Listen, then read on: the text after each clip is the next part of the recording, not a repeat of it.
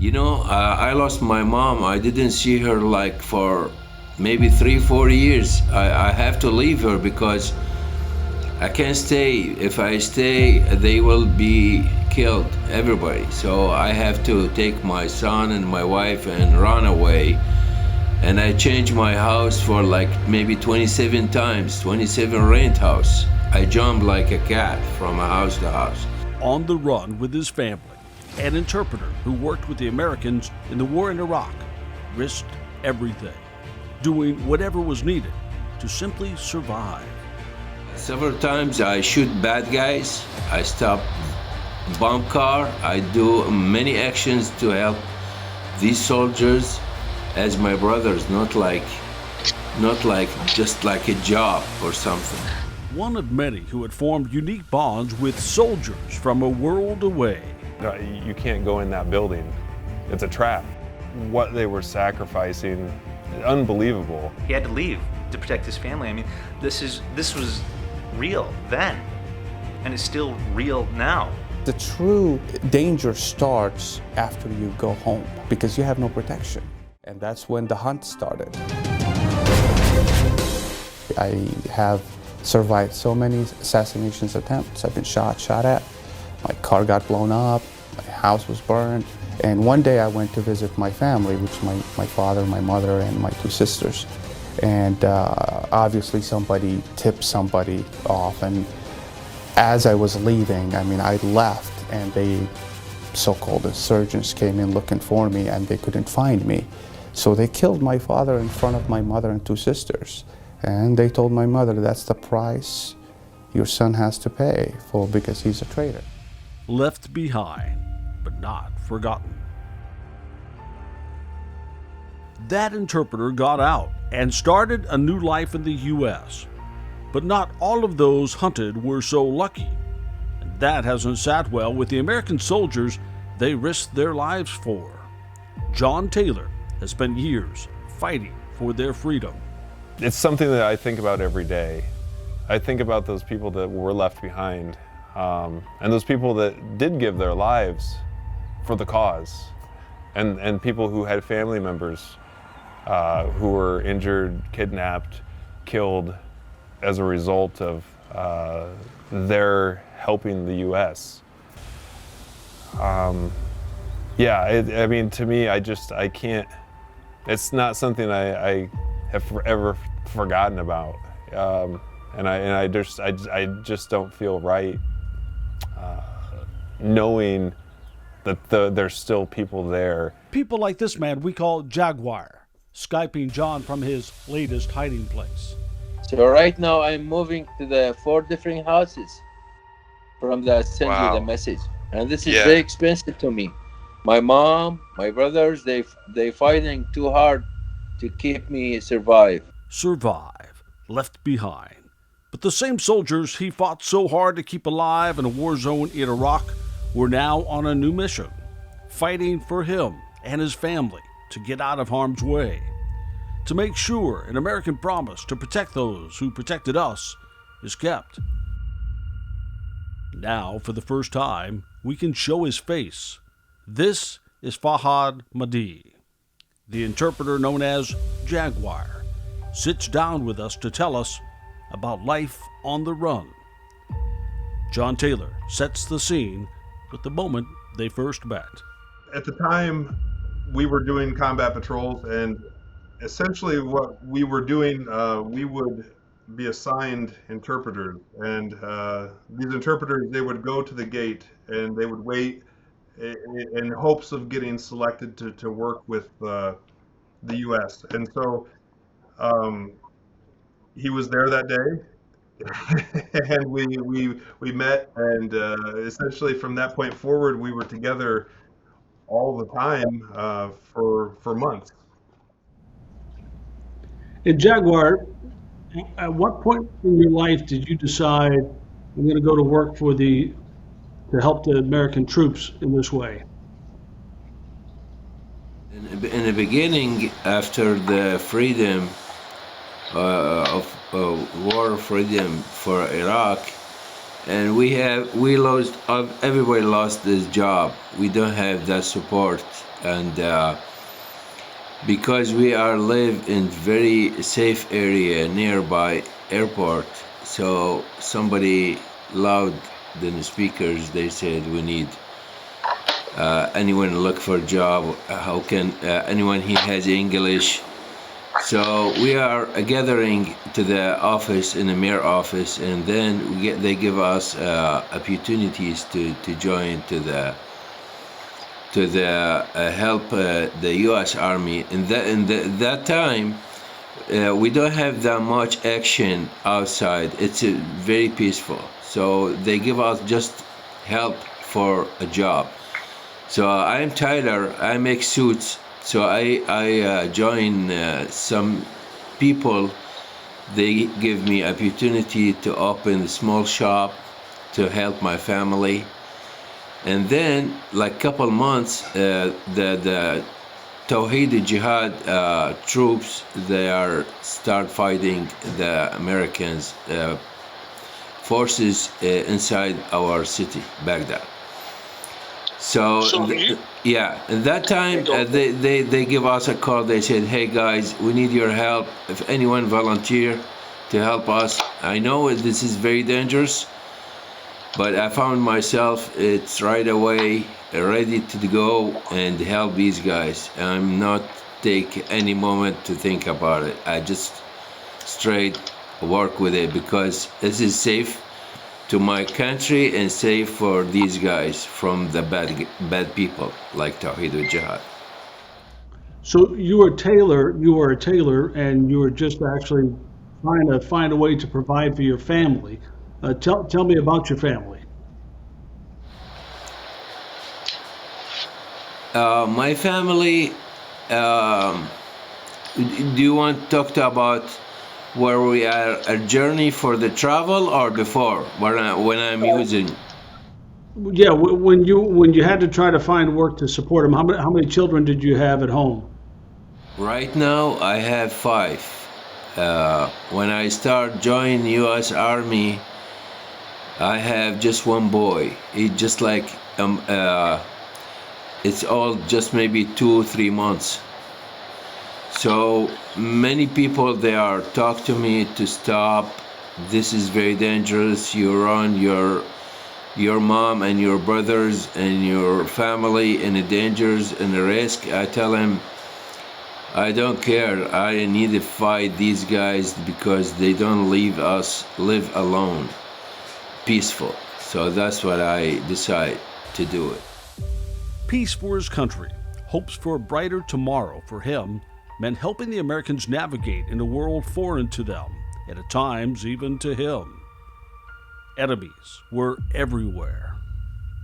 And we have many people from the bad guys inside our groups, like interpreters, example. They leak information to the bad guys for the patrol time, for the what kind of weapons we have, how many people we have in the patrol. So in that time, this is the loyalty, the moment has come here. So you need to prove yourself. You are very honest, and truly you need to help yourself and help these guys.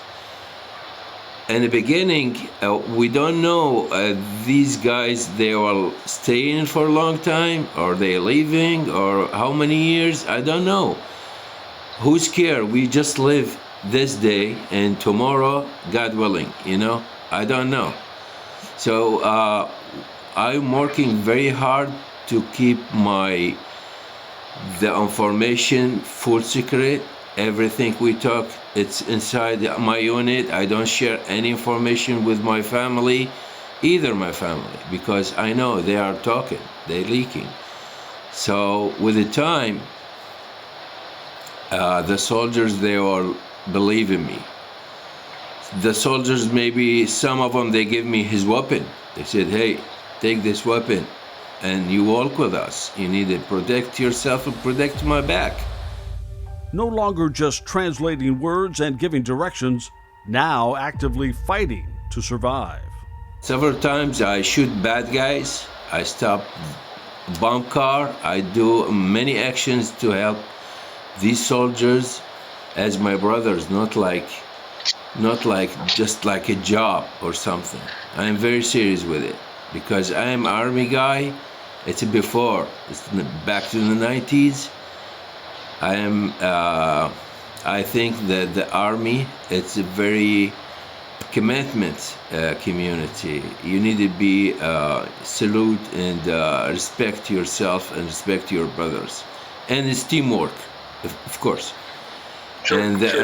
and my groups in the army, they are trusting me. When we go outside, they are lost. They know nothing about my country. I am the guide. If I say this road is very dangerous, they listen to me. They believe in me. If I say this bad guy, he's clear, they leave him alone. They give me trust, they give me command, they give me comfortable to do something to relieve me. It's very nice. I feel myself just with the time I'm like a soldier with them. But as the war wound down, new questions rose up. What would happen after the American troops leave? So this long time, this long commitment, this long dangerous activity was coming to an end, and some of the soldiers were beginning to leave.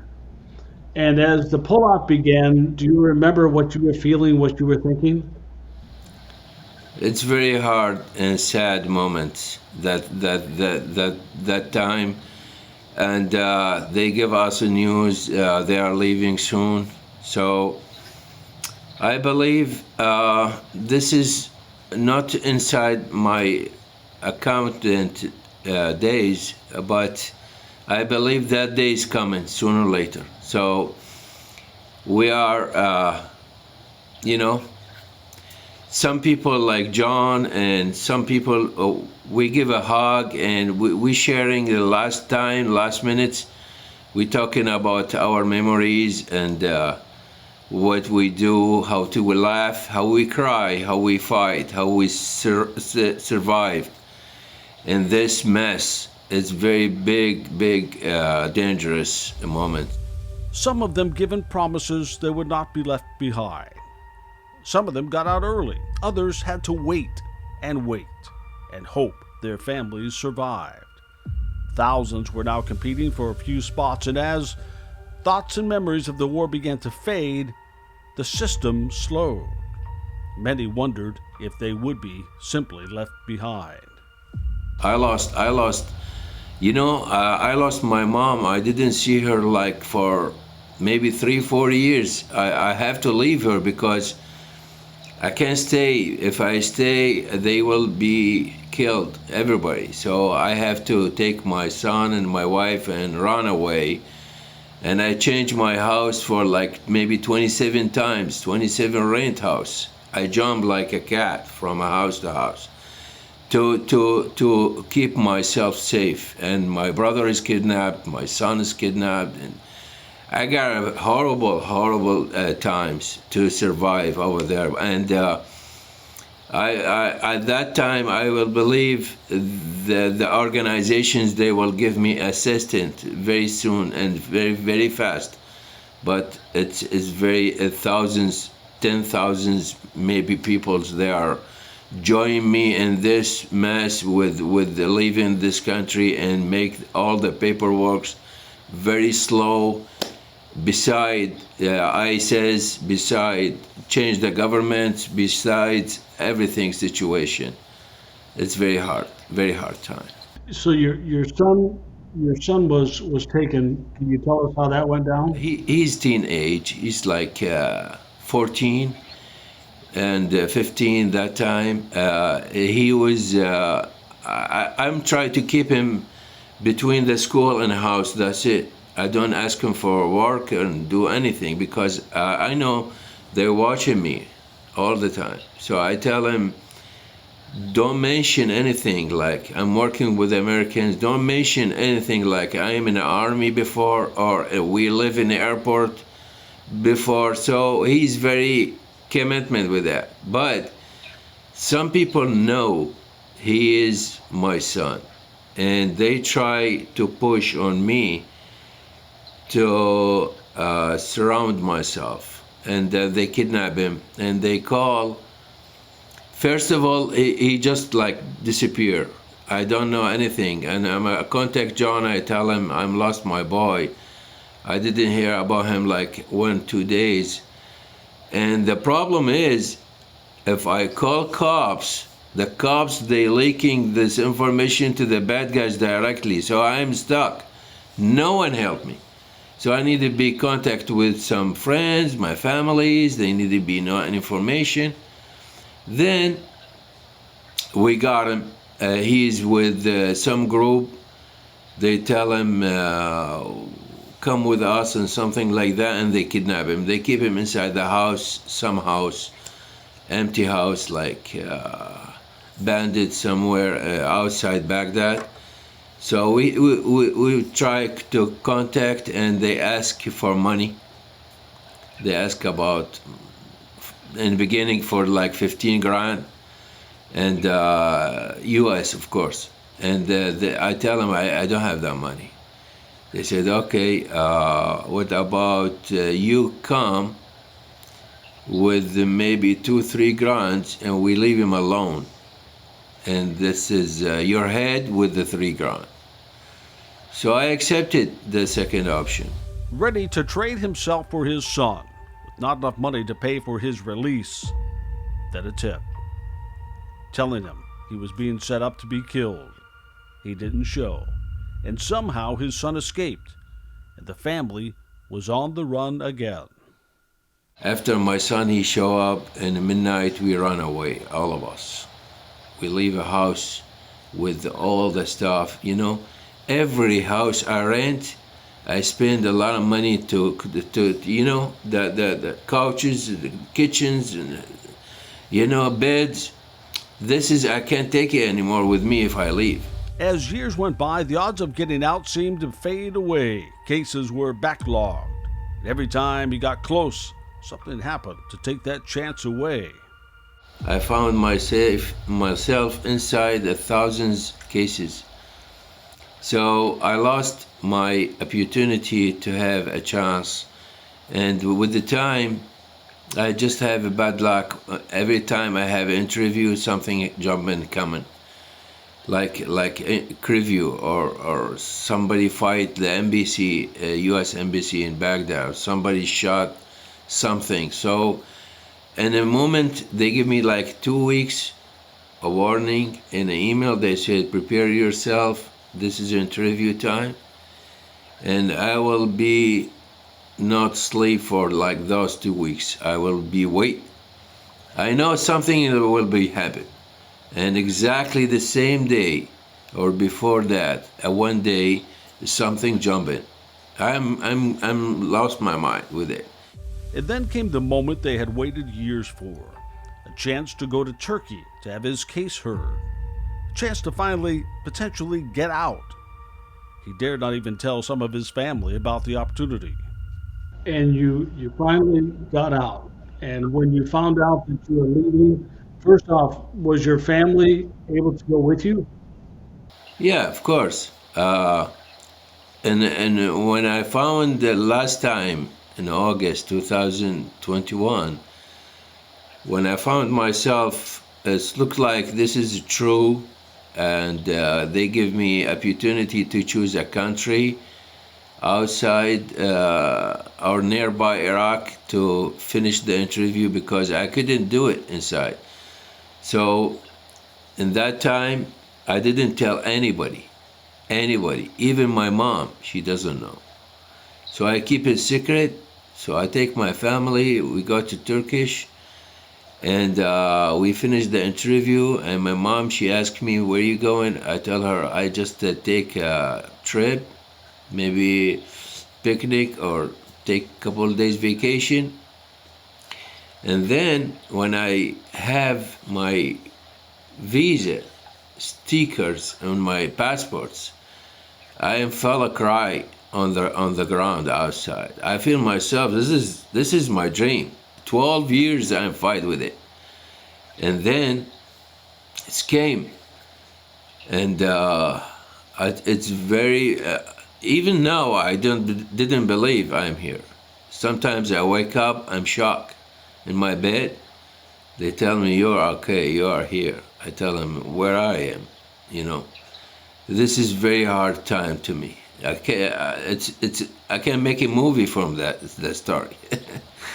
It's very, very. When you arrived in the United States, when you first flew in and looked around, what did you think? You know, the securities, the IOM guys, and people in the airport, they guide me, walk here, stop here, check here. So, you know, I'm just like, I'm lost.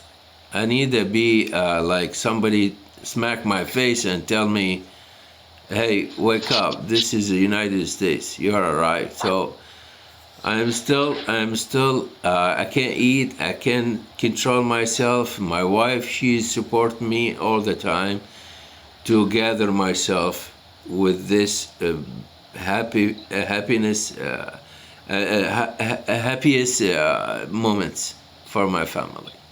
And yet, there are still the nights, the nightmares, that he has been discovered and is being taken back to Iraq. What does the future look like, or what are you hoping it looks like for you and your family? You know, I don't ask that much from the future. I just need to see my kids. They graduate, finish the schools, graduate college, and my wife, she can learn some English and maybe find a job to help me. Maybe it's a very big family, and I can run it with myself. So soon, maybe my son, he will help me too. So at that time, we are been working with this future. I ask very simple life and not that much, you know. Maybe 10 years I will retired. Maybe I don't know. Do you sleep better now, knowing that you don't have to get up in the middle of the night and move the family for safety reasons? It's not 100%. Sometimes I still have that dreams.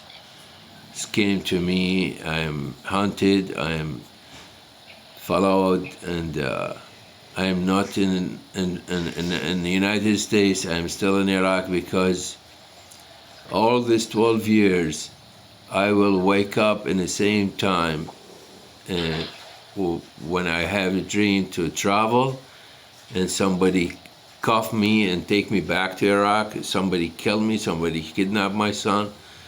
So I'm still have that little dreams and wake ups. Maybe I'll go outside for maybe smoke and look into the sky. I found myself really in the United States. I got back again. So I think I needed some time with it. But he is adjusting. He admits it's going to take some time for the reality to really settle in. He is safe. He is free. He is no longer left behind. He also knows it's because of the tireless efforts of those he led in his home country who got him here to a new life. And for John Taylor, a reward that is so hard to put into words. Well, you know, it's been 17 years since we left Iraq, and Jaquar was the last of our unit that was still not home. And now that has finally happened. He is finally home. He's finally here in the U.S. He and his family can now start a whole new life, a life where they don't have to live in hiding or live in fear.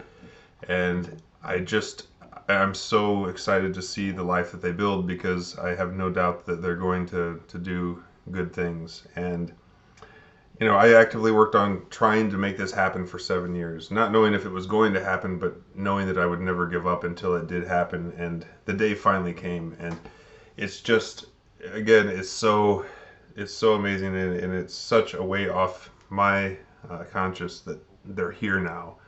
And I urge anyone who's hearing this to reach out to your U.S. representatives and let them know that you believe it's important that we protect our wartime allies, because they fight right alongside the U.S. troops, and for us to leave them in a position where their lives are negatively impacted as a result of their service to the U.S. is not right, and it should never have been that hard that it took 7 years for this to happen. And in fact, when you're in the big picture, it was 17 years, because that's how long it's been since we came home. So it's really a dream come true for all of us, for myself, for Jaguar and his family, and for our unit. So I just also want to say thank you to everyone who supported this along the way, because it didn't happen by chance or without the help of others. It would have never been possible. So thank you to everyone who has been part of this along the way. An American soldier, proud to serve his country, just as proud of his mission to keep an American promise that leaves no man left behind. This is The Heart of the Story with Gary Metivier. And thank you to Peterson Plumbing and Heating for supporting our stories, and QCA Pools and Spas.